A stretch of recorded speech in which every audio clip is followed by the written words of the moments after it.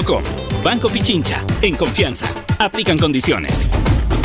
Por saber que no hacemos casas, sino hogares. Te lo mereces. Menezesconstructores.com. 47 años cumpliendo. Te lo mereces. Fin de espacio promocional y publicitario. La revista de opinión Democracia se transmite por XFM 92.5 en Quito y 89.7 en Riobamba. Democracia 920 AM y Democracia TV para todo el mundo.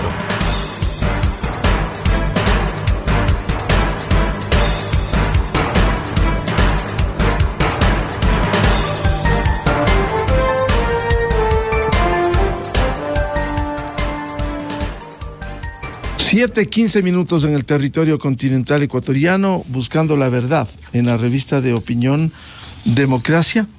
Queremos saludar a nuestros siguientes invitados: el doctor Santiago Basabe, catedrático de Flaxo, escritor, director de Pescadito Editores; el colega periodista Arturo Torres, de portal digital de investigación Código Vidrio, a propósito de los últimos hechos de violencia que vienen ocurriendo.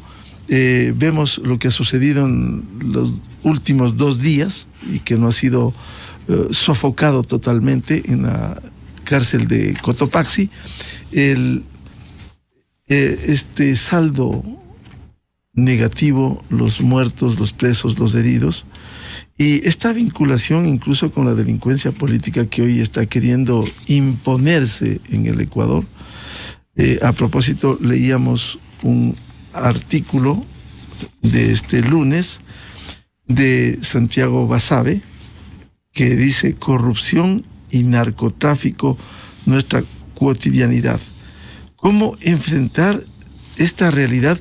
Cuando usted escribe, doctor Basabe, basta observar el parque automotor de las principales ciudades del país para dudar de la licitud de los recursos económicos que los financian. Vehículos de alta gama, nuevos o casi nuevos, que superan los $100,000, son cada vez más comunes indistintamente del lugar. Si quien observa pudiera hacer abstracción del país en el que se encuentra, pensaría que se halla en uno de esos en los que los niveles de consumo son elevados a raíz de la prosperidad del sistema económico. Pero no, Ecuador está entre esos países, no está entre esos países ni de lejos. Doctor Santiago Basabe, ¿qué estamos viviendo con esta alianza nefasta entre la corrupción, y entre ellos la corrupción política y el narcotráfico? Muy buen día, Santiago. Hola, Miguel, buenos días con Arturo, con la audiencia.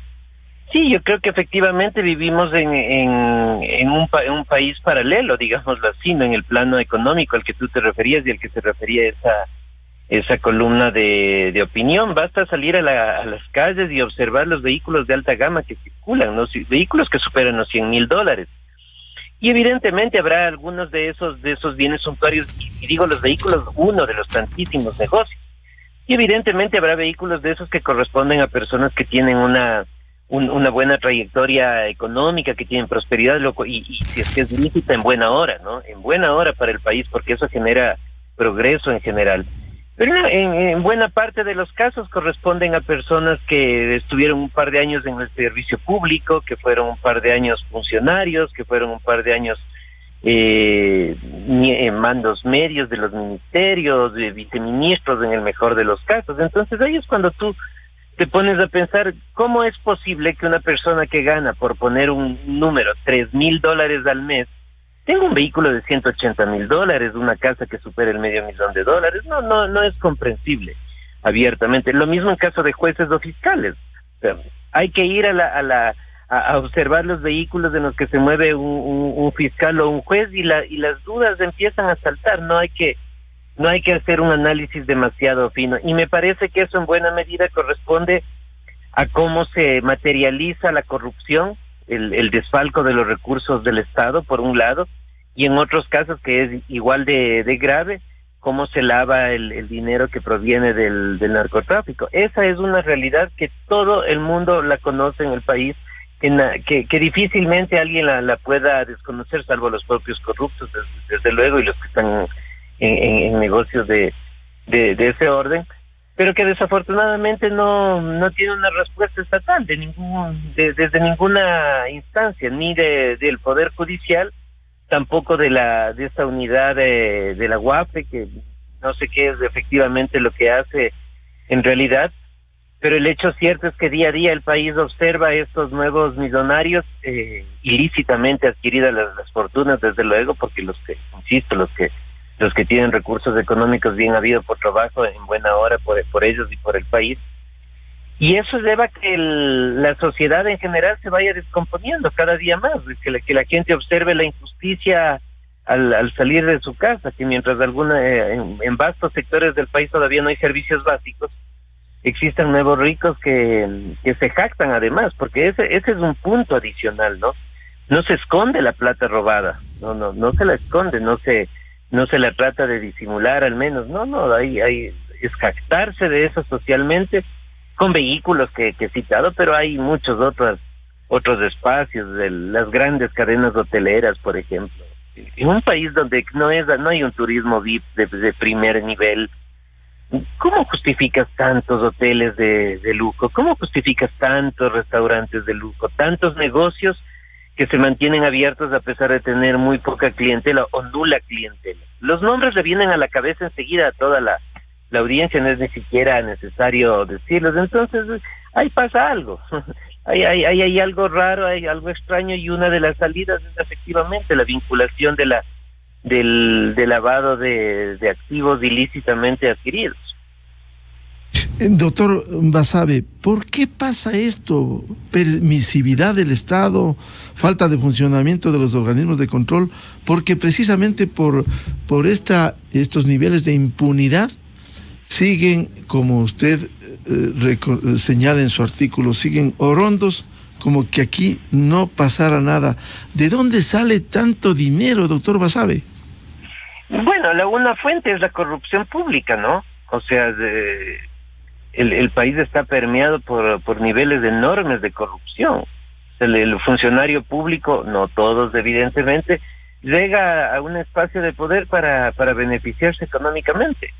Entonces el excedente o el beneficio económico tiene que invertirlo de alguna manera, y los vehículos es una de las formas, y otro tipo de gastos, ¿no? Viajes, ropa en exclusivos lugares que hay en las ciudades. O sea, es la forma de exteriorizar la corrupción, básicamente, porque si la gente esa se deba plata, una parte tienen las caletas en las casas, porque en las casas las tienen, ¿no? En efectivo. Y una parte la siguen guardando, otra parte la gastan en este tipo de suntuarios, y otra parte importante, y esto creo que es clave, y otra parte va a los abogados que se prestan a defender ese tipo de sinvergüenzas y de corruptos, porque el corrupto destina un porcentaje específico para pagarle al sinvergüenza abogado que defiende estos casos, porque aquí no me van a venir con que todos merecen la tutela judicial. La tutela, claro, pero el abogado tiene valores también. Un abogado también tiene valores para saber si defiende un hecho que es defendible o defiende a un sinvergüenza delincuente. Y como muchos de estos son parte de esa delincuencia, entonces, claro, usufructúan de la corrupción, y una parte de eso también, por supuesto, se deriva a jueces, a fiscales, a todo el sistema judicial, de forma tal que al final no hay enjuiciamientos, no hay sentencias, y mira cómo toda la economía o una parte de la economía empieza a girar alrededor de la corrupción. El abogado corrupto, el fiscal, el juez, obviamente el que se benefició directamente de los recursos del Estado, la concesionaria de los vehículos, que es la que vendió la que está entrando en el negocio, y de otro tipo de negocios. Entonces es toda una cadena que vive alrededor de la corrupción, y que evidentemente no le conviene que la corrupción descienda, pues porque no es un buen negocio para ninguno de ellos, para ninguno es un buen negocio, y por eso es lo que vemos día a día, y vemos la inacción del Estado. Bienvenido Arturo Torres, del portal digital Código Vidrio. Arturo también ha escrito, nos ha ilustrado sobre estos temas. A propósito de la coyuntura, cómo entender, por ejemplo, de quien se dice que ha fallecido en la cárcel de La Tacunga, el señor Norero, le encontraron con más de $6 millones en billetes, lingotes de oro. Y aquí no pasa nada, como reclama Santiago Basabe. Arturo, buen día. Buen día, Miguel. Buen día, Santiago, también, y a toda su audiencia. Sí, me parece que también hay que tener en cuenta que entender los patrones que rodean estas prácticas de lavado de activos vinculadas con el narcotráfico se ha vuelto muy complicado porque hay una reforma legal que se hizo y que se aplica desde el año 2015, en la cual para probar el lavado de activos debe además confirmarse, establecerse un nexo causal con el narcotráfico. Es decir, no solamente tiene que identificarse que el dinero no se justifica, es ilícito, sino además que tiene un origen en el narcotráfico. Ese es un tema que ha obstaculizado muchísimo las investigaciones porque debía ser considerado un delito autónomo, como en la mayor parte de países ocurre. O sea, el hecho de que una persona tenga más de lo que gana, digamos, legalmente, más de, no sé, en el caso de Norero, cuál podría ser su nivel de ingresos, pero la verdad es que no había ninguna relación entre lo que poseía y lo que generaba de una actividad lícita. Entonces, ese tema legal que también menciona Santiago es un tema clave para entender cómo el crimen organizado, el narcotráfico, han permeado a todo el sistema y básicamente aprovechan de todas estas artilugios, de todas estas reformas que se hicieron los años pasados para poder encontrar impunidad, para poder además comprar conciencias. Unos son comprados, otros básicamente no quieren ver allá porque tienen miedo. Entonces, me parece que el caso Norero precisamente ejemplifica el estado de deterioro, de daño que vive la sociedad ecuatoriana en torno a estos personajes que realmente son, desde mi punto de vista, uno de los eslabones que conectan a la política con el narcotráfico, ¿no es cierto? Por todos los indicios, los elementos que han ido apareciendo, Norero es ese personaje y por eso es que se le asesinó y más allá de cualquier cosa, de toda esta rivalidad entre las bandas, entre lobos, choneros, tratando de buscar una jerarquización o tratar de lograr notoriedad, control de la cárcel de Cotopaxi.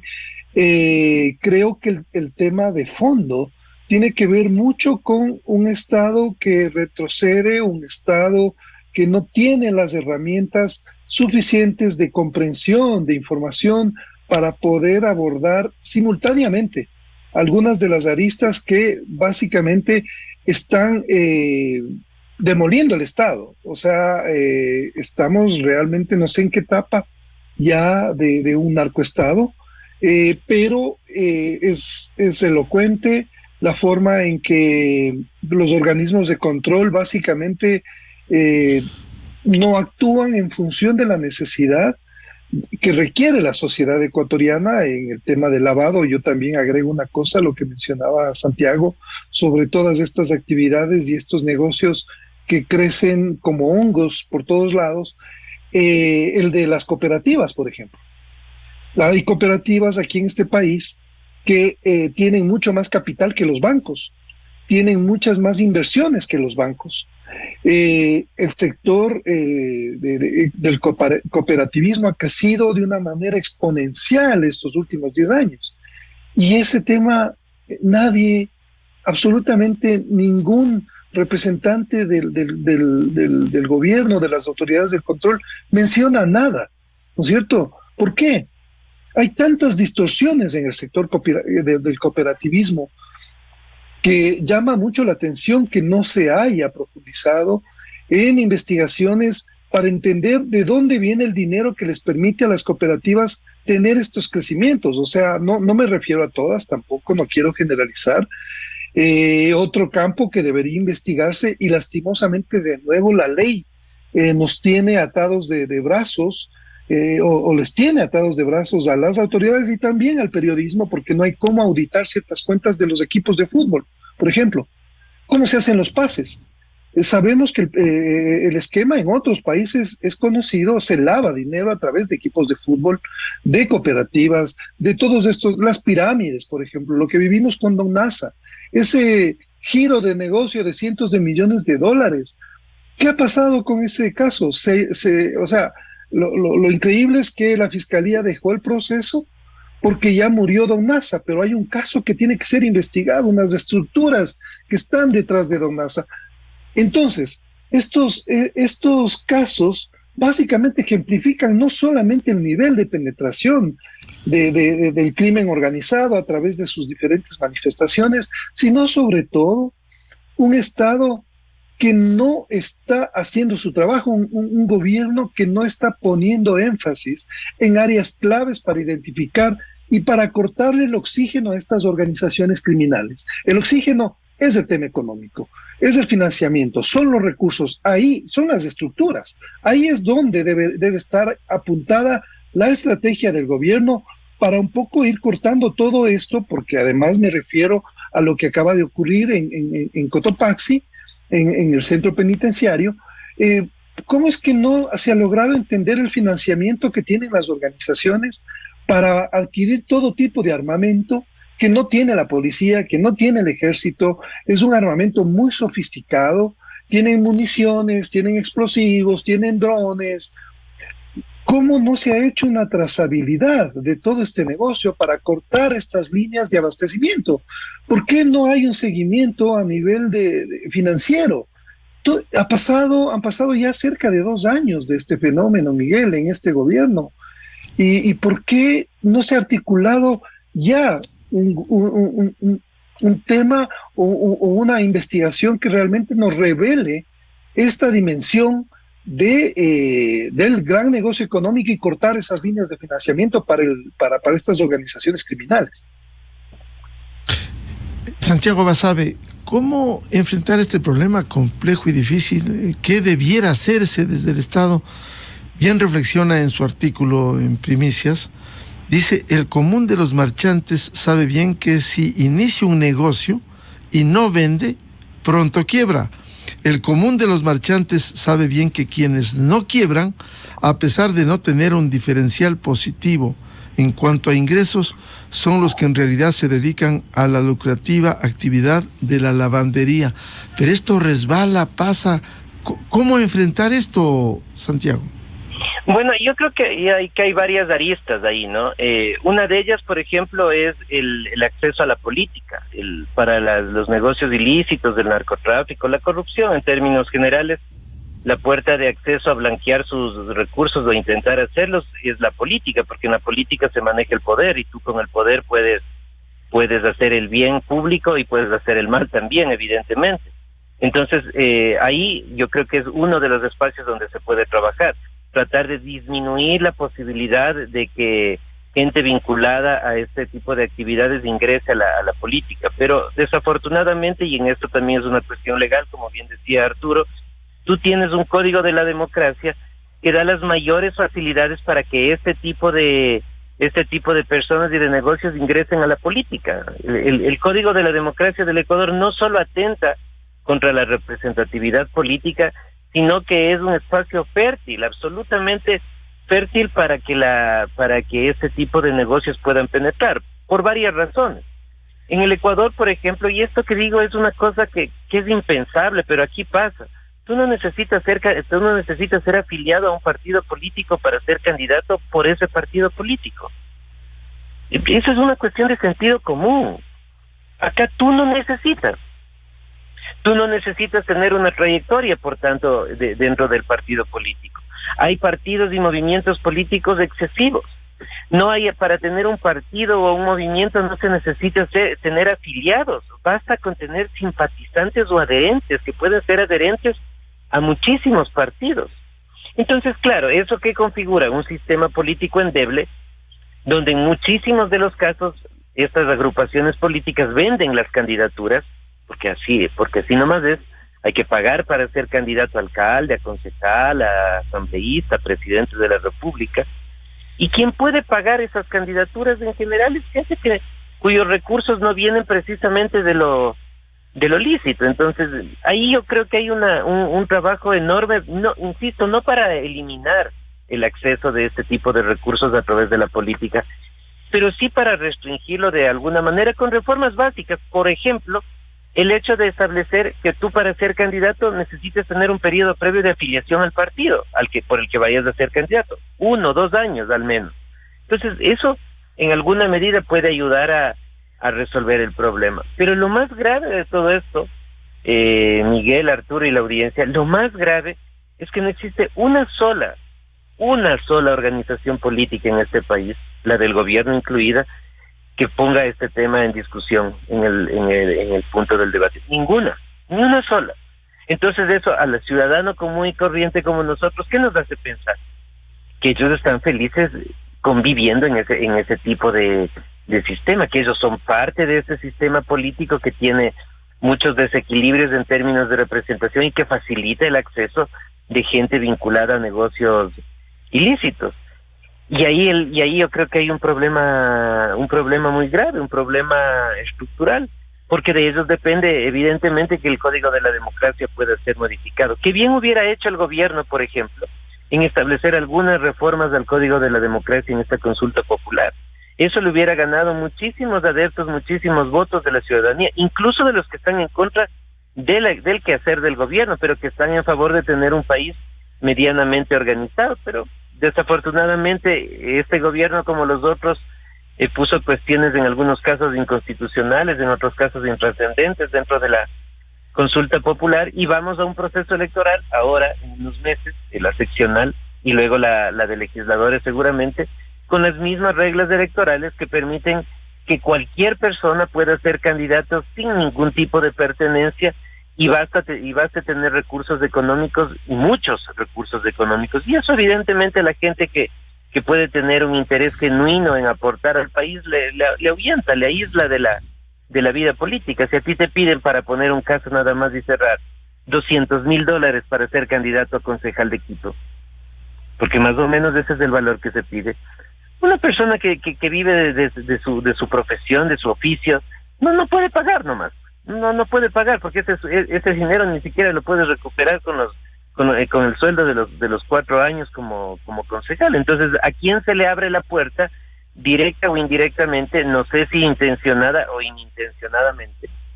Creo que unos pocos inintencionadamente, unos pocos asambleístas me refiero, se abre la puerta, decía, a que sean recursos ilícitos los que pueden financiar ese tipo de campañas y que luego llegan a los espacios de poder y recuperan con creces a través de desfalco y de malversación de recursos del Estado.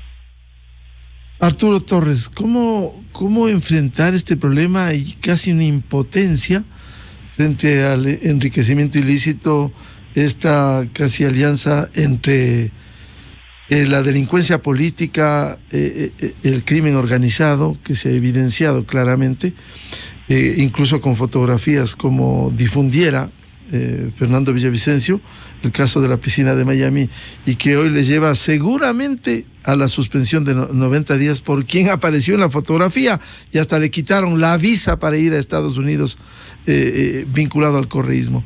¿Cómo enfrentar esto? Bueno, primero con una decisión política y una voluntad política de ir más allá del clientelismo, ¿no es cierto? Porque creo y coincido perfectamente en que los partidos, los movimientos, los políticos que entran al negocio, porque la política se volvió un negocio muy rentable, ahora mucho más rentable y muy peligroso para el país, no para los bolsillos de los políticos, que básicamente son operadores de las transnacionales, en algunos casos del narcotráfico. Ya se vienen las elecciones seccionales y vemos cuántos candidatos han proliferado, y evidentemente es un foco de inversión del crimen organizado y del narcotráfico. ¿Cómo vamos a controlar eso? ¿Qué van a hacer las autoridades de control, en este caso, para identificar que precisamente ese financiamiento de estos candidatos provenga de fuentes lícitas?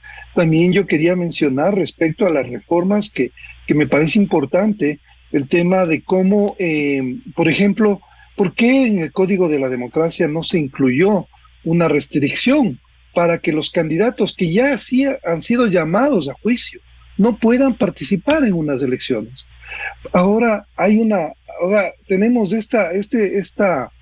la ley lo que dice es que solamente una persona que es sentenciada en última instancia, ¿no es cierto?, con un fallo ejecutoriado de última instancia, que ya sabemos cuántos años pasan aquí para que eso ocurra, puede ser considerada, en este caso ya no es considerada inocente, sino que es culpable, y por lo tanto, quienes no llegan a esa etapa y son candidatos, veamos lo que pasa con el candidato Yunda, pese a todas las evidencias que hay, pese a que hay hay informes de Contraloría, de Fiscalía y técnicos que nos hablan de que hay un supuesto ilícito. Sin embargo, el señor es alcalde. Entonces, ¿cómo es posible que si el señor Yunda, por ejemplo, vuelve a ganar y luego se prueba o se le llama y se le sentencia, ¿quién pierde?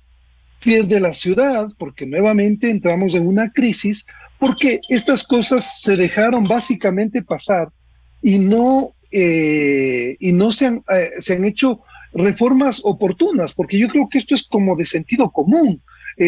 Personas que han sido llamadas a juicio, que han tenido una acusación formal de la Fiscalía por un tema de conflicto de interés, porque una vez en el poder, estas personas tienen mucha más influencia si están siendo enjuiciados, pues, o sea, que un ciudadano común y corriente. Debería ser lo contrario, todos deberíamos ser iguales ante la ley, ¿no es cierto? Pero ya sabemos que en este país, con una institucionalidad y un poder judicial también totalmente desgastado, venido a menos por el tema de la corrupción, con jueces que no son independientes, que está totalmente en general politizados, con excepciones obviamente. Entonces, ese es un caso que también llama mucho la atención. ¿Cómo es que uno puede ser candidato a una dignidad política de elección popular, aunque tenga juicios, aunque tenga informes en firme de responsabilidades de la Contraloría? O sea, estas son cosas que básicamente le hacen el juego a la corrupción y al crimen organizado.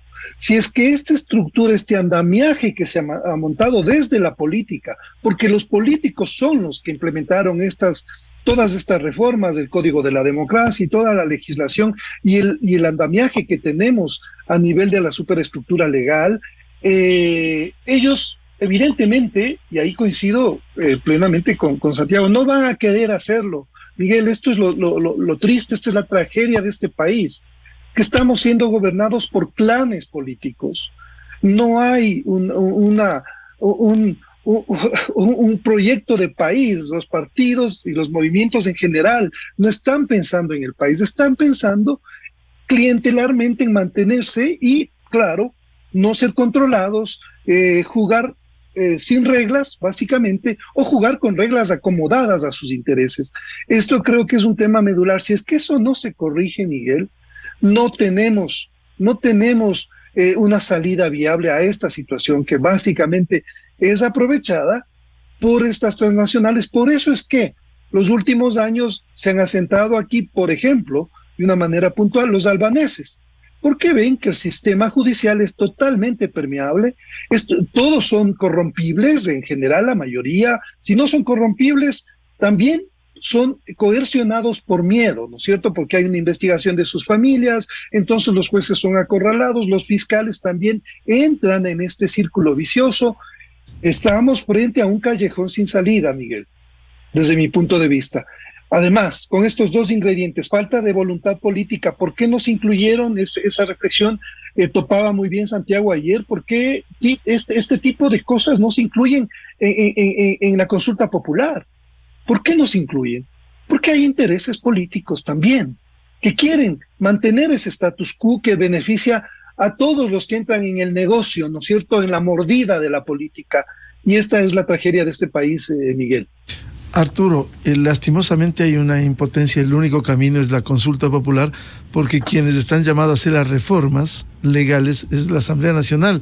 O sea, pedirles que ellos mismos se pongan la soga en esa asamblea mediocre y hagan los cambios, la reforma política, va a ser imposible. Y como bien dice usted, Arturo, hay casos de candidatos en estas condiciones. Esperar que llegue la sentencia en tercera instancia ejecutoriada, van a pasar 10, 8, 5, 20 años, el caso de el expresidente Maguad, casi 20 años, para que sean impedidos. Mientras tanto, hay candidatos hoy, usted ha citado uno, hay otros con glosas millonarias y simplemente aspiran a la alcaldía o a la prefectura, Arturo.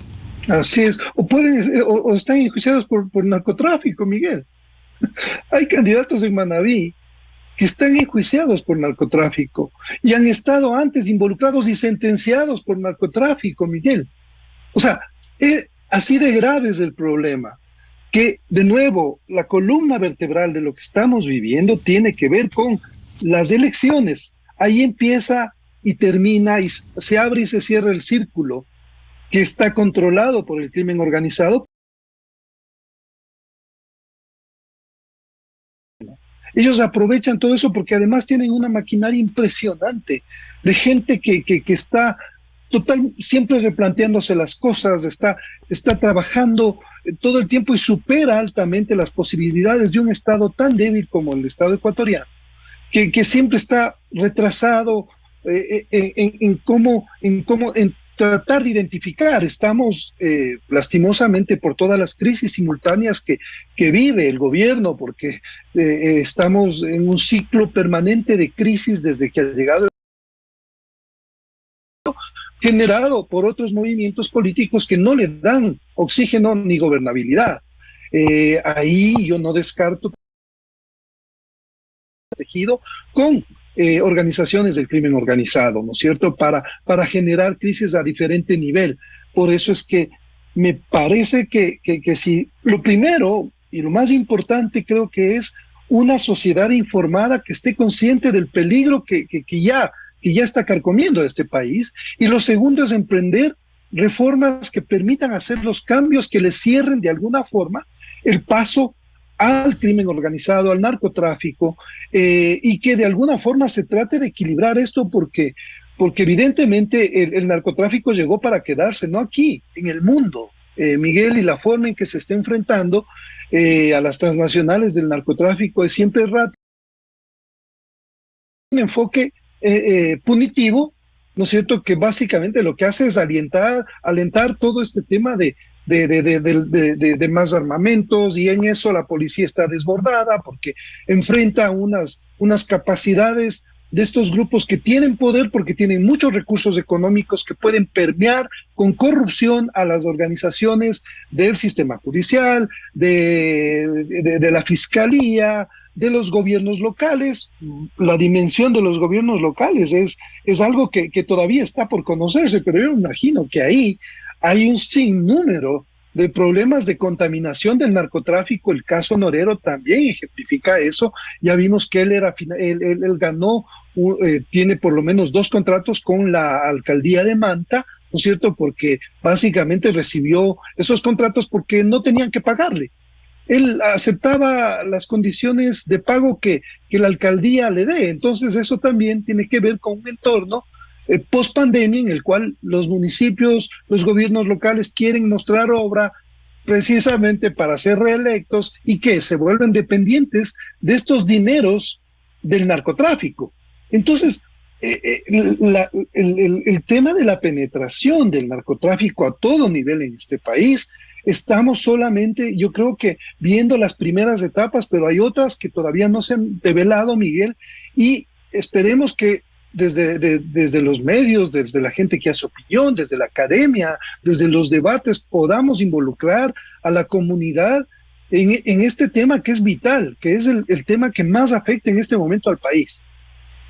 Santiago Basabe, cómo romper esta impotencia desde la sociedad, porque usted escribía: la indignación no es por la riqueza, sino por la ausencia de responsabilidad cívica y por la inacción estatal. Es decir, esto pasa con facilidad en nuestra sociedad. Sí, pasa, y creo que son pocas las alternativas en un país en el que la organización de la sociedad en general no es muy densa, no hay el tejido social que tenemos, la capacidad de asociación no es mayor, y eso facilita aún más estos temas. Y eso lleva también a otro tema que es importante, y es la pérdida cada vez más notoria de la tolerancia política, la tolerancia a las opiniones en contrario. Entonces, hay opiniones que pueden ser impopulares para unos sectores y que las personas, los profesionales, la gente que conoce se abstiene de decirla porque tiene temor a las represalias. Y las represalias, no digo las represalias del Estado, sino las represalias de una sociedad absolutamente intolerante. Y en este tema, yo tomo algo de lo que dijo, de lo que comentó Arturo hace un momentito, y que hablaba de los ciudadanos albaneses, que tampoco es algo que no sepa el país en general. Están incursionando en el país con unas inversiones económicas enormes, de grandes cantidades de dinero, y enfrente a las cuales no hay ningún control. Pero el punto al que iba no era por el hecho de que sean albaneses, sino por el tema de la famosa ciudadanía universal. La ciudadanía universal, que en términos teóricos suena muy bien, que en términos generales suena muy bien, un país abierto, implica asumir que el Estado tenía las capacidades y las condiciones para controlar la ciudadanía universal. O sea, los países más abiertos del mundo, más amigables con el extranjero, que lo acogen, tienen reglas migratorias. Preguntan a la gente que va a entrar, ¿a qué viene? ¿Dónde viene? ¿Qué va a hacer? ¿Con qué recursos se va a mantener en mi país? Cualquier país que tiene un mediano respeto por sus propios habitantes y también por el extranjero hace eso, menos el Ecuador. Acá entra cualquier persona, acá no hay ningún tipo de requisito para que accedan las personas al país. Y bienvenida la gente que viene a trabajar, que viene de turismo, que viene a estudiar, que viene a enseñar, bienvenidas esas personas. Pero entre esas se filtran también los otros, pues, que son a los que se refería Arturo. Eso es el resultado de la ciudadanía universal, es el resultado de un país que hizo una constitución sin tener la más remota coherencia entre lo que se decía en la Constitución y las capacidades reales del Estado para poder controlar en alguna medida o para poder otorgar varios de los derechos y garantías que tienen. Ahí hay un tema de discusión difícil, no popular, el tema de regular de alguna manera el acceso al país. En el concierto internacional es llamativo a cualquier persona la facilidad con la que se puede venir al Ecuador.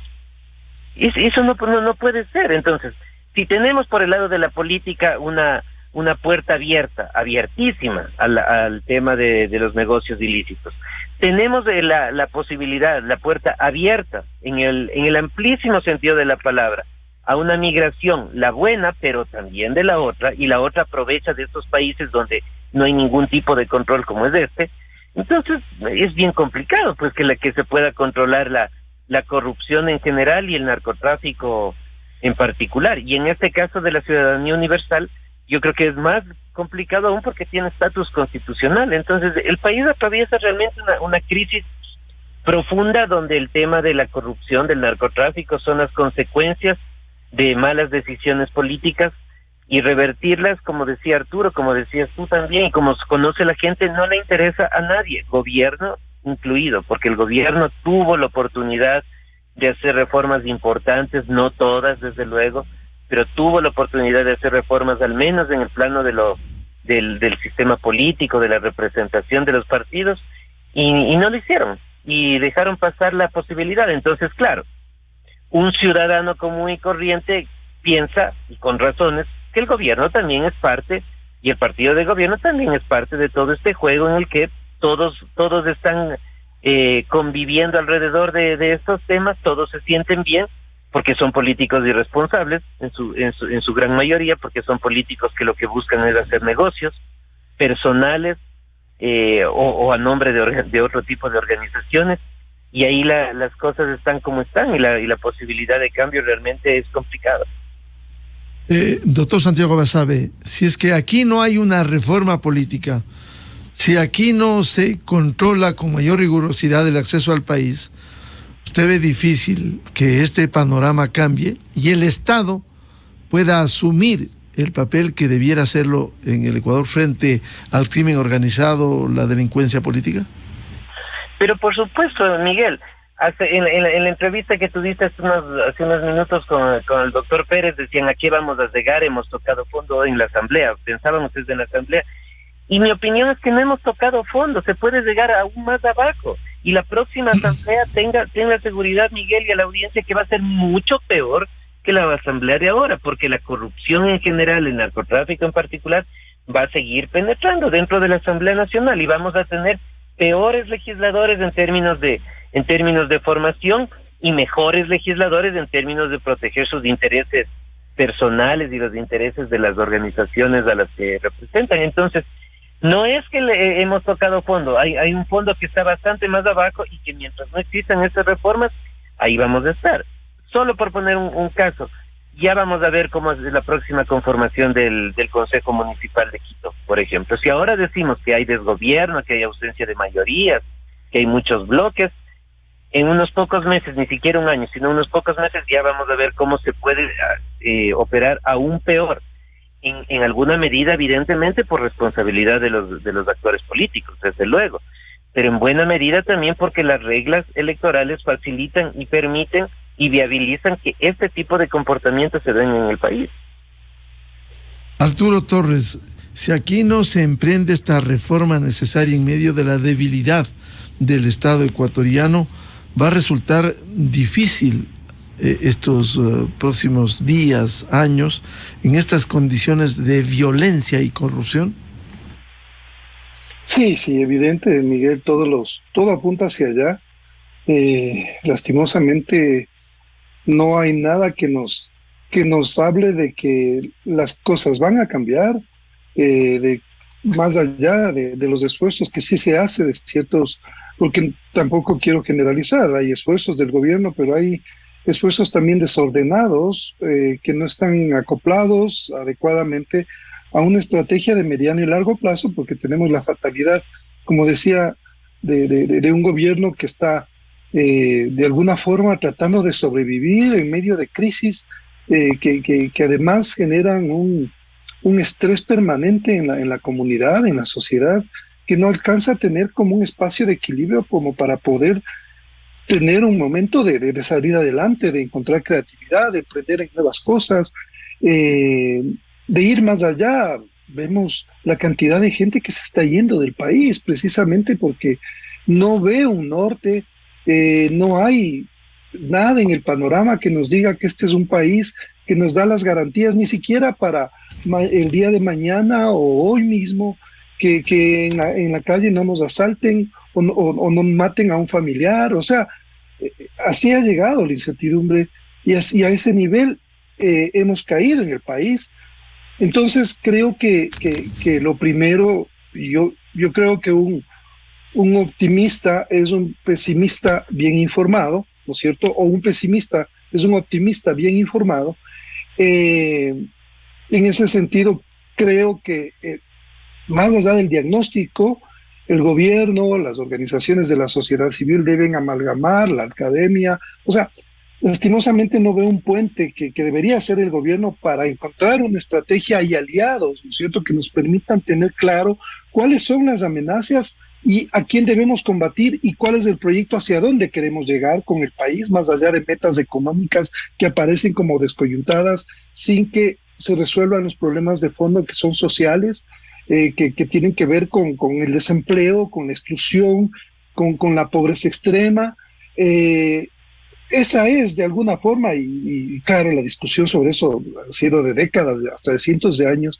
Si es que no solucionamos esas condiciones de pobreza extrema, ese es el caldo de cultivo para el crimen organizado. Entonces, las cosas lastimosamente para el gobierno tienen que ir de la mano y tienen que ir rápido. O sea, tienen que activarse acciones que sean y que demuestren a la sociedad y que involucren a la población, al gobierno. Acabamos de ver la crisis que atravesó la policía y que sigue como ahí un poco tratando de frentear, de entender lo que pasó con el femicidio en la escuela de policía, para entender los procesos que hay detrás de eso, si se necesitan o no reformas.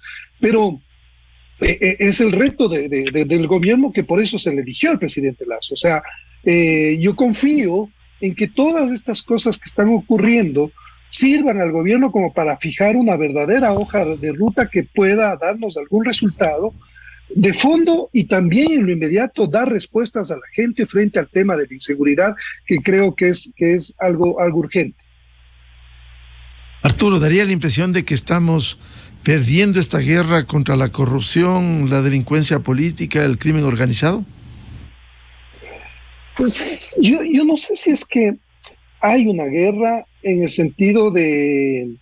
Porque, Miguel, la forma en la que operan estas organizaciones criminales, estos estados paralelos de criminalidad que han ido cada vez fortaleciéndose mucho más, en general es silenciosa. Y eso es lo que no se escucha ni se ve. Lo que vemos son las representaciones de violencia de los operadores de este crimen organizado, que en general, por ejemplo, los grandes carteles mexicanos, ahora albaneses, ellos en general no tienen disputas ni guerras, porque saben que un buen negocio se maneja en silencio y con calma. O sea, no hay que hacer mucha bulla. Los que están entrando en el conflicto, y casi siempre ocurre, son las bandas, los operadores, estas personas que son reclutadas, que en general son gente que no tiene otras posibilidades, se aprovechan de la miseria que viven estas poblaciones excluidas, jóvenes que entran en la adicción porque también crecieron en el microtráfico, y ellos se vuelven también a su vez rehenes de estas bandas, ¿no es cierto? Entonces, esta cadena de conexiones debe ser mejor comprendida para poder encontrar una solución que nos permita tener un norte claro sobre este problema. Creo que en este sentido, si es que, por ejemplo, el tema de identificar adecuadamente qué hacer, cómo los gobiernos locales se pueden adherir a esta política. En ese sentido, por ejemplo, una de las cosas, más allá de los problemas que hubo en el manejo también político de la crisis de la policía, el exministro Carrillo estaba haciendo un tema interesante, o sea, mantenía reuniones ya permanentes con los gobiernos locales para tratar de involucrarles desde su competencia en el tema de la seguridad. Eso es lo que se debe hacer, o sea, necesitamos funcionarios que estén mucho más activos, que estén en las calles, que estén junto a la gente, tratando de entender los problemas de la inseguridad. Y claro, ese va a ser al final un rédito también político para el gobierno, ¿no es cierto? O sea, que la gente lo que quiere es ver resultados y entender y saber que es escuchado en sus necesidades. Creo que es un tema también que se debe procesar desde las autoridades para poder caminar ya tratar de sortear este sinnúmero de problemas que, como digo, no se van a resolver de la noche a la mañana, van a tomar tiempo, pero por lo menos necesitamos tener una hoja de ruta clara, Miguel. Bien, muchas gracias por reflexionar sobre estos temas al doctor Santiago Basabe, académico, catedrático, director de Pescadito Editores, Arturo Torres, del portal digital Código Vidrio, sobre estos temas de interés que llama a la reflexión al Estado, a la sociedad, sobre corrupción, delincuencia política, aliados al crimen organizado, que está golpeando severamente a la sociedad ecuatoriana. Muchas gracias, Santiago y Arturo. Gracias, Miguel. Gracias, Arturo, y buen día con la audiencia. Muchas gracias, Miguel. Saludos a Santiago, un abrazo para todos. Muchas gracias. Buscando la verdad en la revista de Opinión Democracia, 4 minutos en el territorio continental ecuatoriano. Vamos a una pausa publicitaria y ya volvemos con otro tema de interés, el pronunciamiento de la Corte Constitucional sobre las objeciones y el blindaje que ha hecho, un pronunciamiento destacado de la Corte Constitucional en materia de libertad de expresión, libertad de comunicación, libertad de pensamiento. Vamos a analizar con 3 reconocidos juristas y académicos, el doctor Henry Cucalón, exasambleísta, el doctor André Benavides, constitucionalista, y el doctor Mauricio Alarcón, director de la Fundación Ciudadanía y Desarrollo. Miguel Miguel Rivadeneira en la revista de Opinión Democracia. Inicio de espacio promocional y publicitario. Produbanco es ProPyme. Nuestro propósito es impulsar el crecimiento de tu negocio. Por cada $2,000